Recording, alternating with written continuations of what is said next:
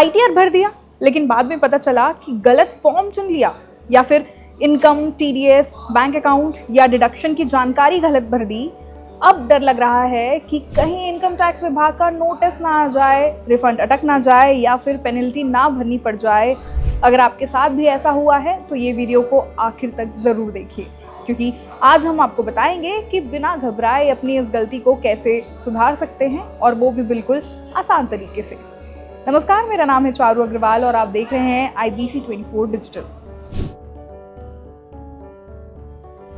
दोस्तों, आईटीआर भरते समय जल्दबाजी में गलती होना कोई नई बात नहीं है। कई लोग गलत आईटीआर फॉर्म चुन लेते हैं, कई लोग अपनी इनकम कम या ज़्यादा भर देते हैं, तो कई बार बैंक अकाउंट, पैन, टीडीएस या डिडक्शन की जानकारी गलत दर्ज हो जाती है। लेकिन राहत की बात यह है कि इनकम टैक्स विभाग आपको अपनी गलती सुधारने का पूरा मौका देता है। इसके लिए आपको रिवाइज्ड रिटर्न फाइल करना होता है, यानी आपने जो पुराना आईटीआर भरा था उसकी जगह सही जानकारी के साथ नया आईटीआर जमा कर सकते हैं। अब सवाल ये है कि क्या रिवाइज्ड रिटर्न सिर्फ एक बार ही भरा जा सकता है? जवाब है नहीं। अगर पहली बार रिवाइज्ड रिटर्न भरने के बाद भी कोई गलती नजर आ जाए तो आप ज़रूरत पड़ने पर दोबारा भी रिवाइज्ड रिटर्न फाइल कर सकते हैं। लेकिन ध्यान रखिए कि हर नया रिवाइज्ड रिटर्न पुराने वाले की जगह ले लेता है, इसलिए अगली बार रिटर्न भरने से पहले सारी जानकारी अच्छी तरह जांच लेना ही समझदारी है। अब सबसे बड़ा सवाल कि क्या रिवाइज्ड रिटर्न भरने पर जुर्माना देना पड़ेगा? अगर आपने समय रहते अपनी गलती सुधार ली और सही जानकारी के साथ रिवाइज्ड रिटर्न दाखिल कर दिया तो सिर्फ रिवाइज्ड रिटर्न भरने के लिए कोई अलग पेनल्टी नहीं लगती। लेकिन अगर आपकी गलती की वजह से टैक्स कम जमा हुआ है या आपने कोई इनकम छिपाई है तो उस स्थिति में ब्याज या आयकर कानून के तहत दूसरी कार्रवाई हो सकती है। मान लीजिए कि आपकी नौकरी की आय है लेकिन आपने गलती से दूसरा आईटीआर फॉर्म चुन लिया। ऐसे में घबराने की बिल्कुल ज़रूरत नहीं, आप सही आईटीआर फॉर्म के साथ रिवाइज रिटर्न भर सकते हैं। अगर आपने ऐसा नहीं किया तो आपका रिटर्न डीएक्टिवेट या अमान्य माना जा सकता है।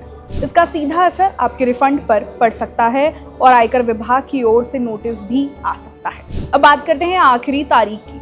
अगर आप असेसमेंट ईयर 2026-27 का रिवाइज रिटर्न भरना चाहते हैं तो आपके पास 31 मार्च 2027 तक का समय है। लेकिन अगर इससे पहले आपका असेसमेंट पूरा हो जाता है तो उसके बाद रिवाइज रिटर्न दाखिल नहीं किया जा सकेगा।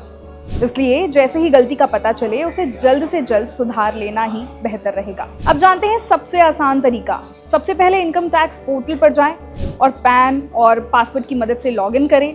इसके बाद ई फाइल वाले सेक्शन में जाकर इनकम टैक्स रिटर्न पर क्लिक करें। अब फाइल इनकम टैक्स रिटर्न का विकल्प चुनें और अपना असेसमेंट ईयर सेलेक्ट करें। इसके बाद रिटर्न टाइप में रिवाइज रिटर्न चुनिए। अब आपसे पहले वाले आईटीआर की एक्नॉलेजमेंट नंबर और फाइलिंग डेट मांगी जाएगी।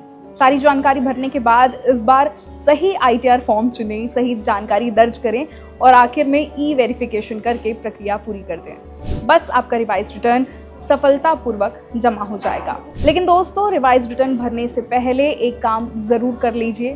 फॉर्म 26AS, AIS और TIS में दर्ज जानकारी को अच्छी तरह मिला लें। इसके साथ ही पैन, आधार, बैंक अकाउंट, इनकम, TDS और डिडक्शन से जुड़ी सभी जानकारियों को एक बार फिर जांच लें।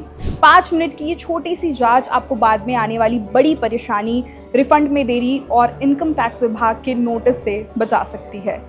खैर, इस पूरे वीडियो पर आपकी क्या राय है हमें कमेंट करके ज़रूर बताएं। मैं हूं आपके साथ चारू अग्रवाल और ऐसे ही बिजनेस और पर्सनल फाइनेंस से रिलेटेड वीडियोस को देखने के लिए आप सब्सक्राइब करें हमारे चैनल IBC 24 डिजिटल को। नमस्कार।